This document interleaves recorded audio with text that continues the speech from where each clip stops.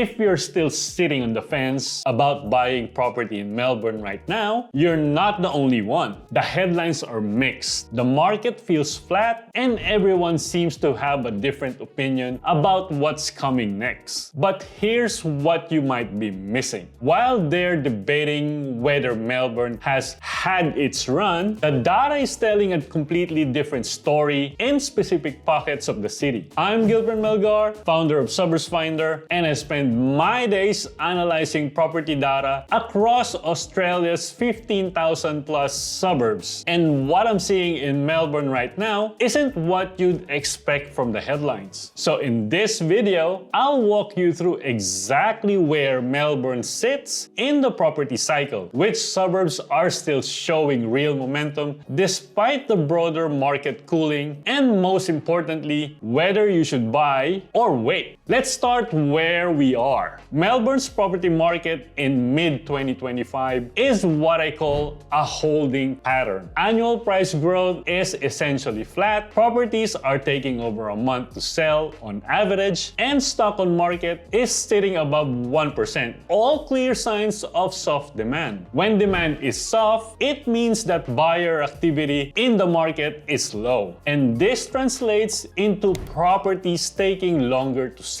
Flat or falling prices, higher stock on market, and more negotiation power for buyers. But unlike other cities, Melbourne didn't see a major post-COVID boom. While Perth and Brisbane surged, Melbourne grew modestly, which means it hasn't necessarily overheated, just underperformed. On the rental side, it's a different story. Rents have risen over 5% in the last year, and vacancy rates are hovering near 1%. That should point to investor interest. But with yields still sitting at around 3 to 3.5% on average, it's not quite enough to compete with other cities just yet. So, where are we? This is a classic mid-cycle market. Not falling, not booming, and increasingly fragmented. So, the big question is not, should I buy in Melbourne? But rather, where in Melbourne still makes sense to buy?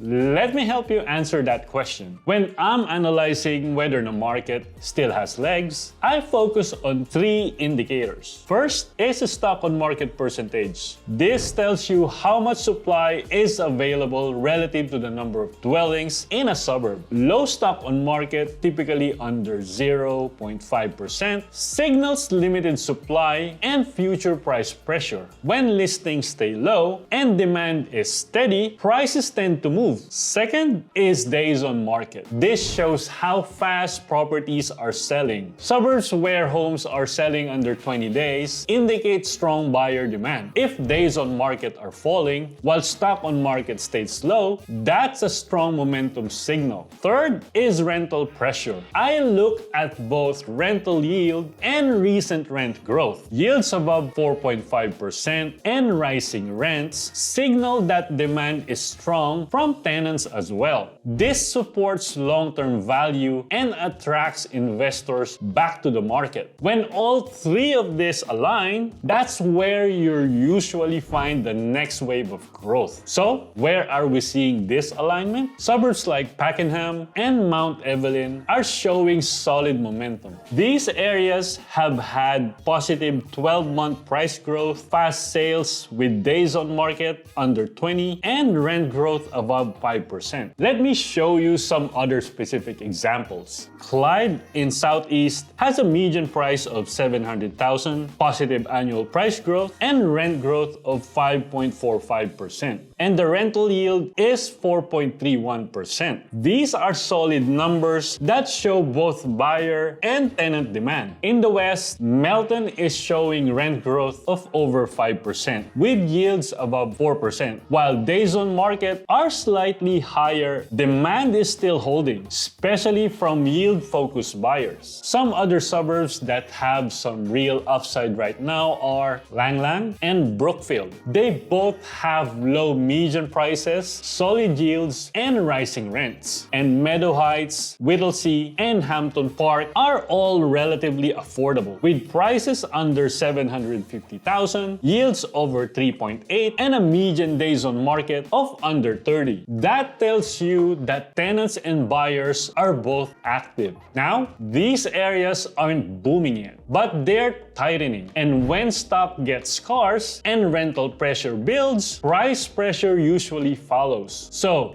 based on this data, the strategies that are working in this market are focused on affordability, rental pressure, and adding value, not chasing quick wins in already grown areas. For home buyers and investors targeting sub 800,000 land-led homes in growth corridors like Clyde, Melbourne, or Pakenham is proving smart. These properties often come with opportunities to add value through cosmetic upgrades, second-rally dwellings, or future subdivision. Yields are strong, rent demand is rising, and supply remains relatively tight. In gentrifying inner and midern suburbs like Preston and Maidstone, townhouses with strong design and walkability appeal are performing well. These areas attract upgrader demand and long-term buyers, especially as more people get priced out of the inner city but still want lifestyle access. What's not working is flipping in premium suburbs where the fundamentals have turned. Take Sandringham as an example. Price growth has turned negative. Properties are taking longer to sell and rent growth is flat. These are the warning signals that buyer demand has softened at the top end. More broadly, any suburb where days on market has stretched beyond 60 days and yields have compressed below 3% should be approached with caution for quick flip strategies. Without real value-add opportunities, the margins just aren't there in this rate environment. So, let's answer the big question. Does this mean you should buy or wait? If you're looking at the Melbourne market as a whole, you could make the case for waiting. It's flat, there's no urgent fear or missing out. But if you're looking at the suburb-level data, there are areas moving already. And the longer you wait in these corridors, the tighter the numbers will get. So if you got your finance in place, you're clear on your investment strategy, and you're buying in the right corridor with the right indicators, then yes, you should buy now. If you want to dive deeper into the specific suburbs and data I've mentioned today, I've created a comprehensive analysis tool that tracks all of these indicators across Melbourne suburbs in real time. You can access a free trial for SuburbsFinder through the link in the description. It's designed to help you identify exactly these kind of opportunities based on your specific requirements and goals. And if this analysis was helpful, make sure to subscribe for more data-driven property insights. The data is here, you just need to know where to look.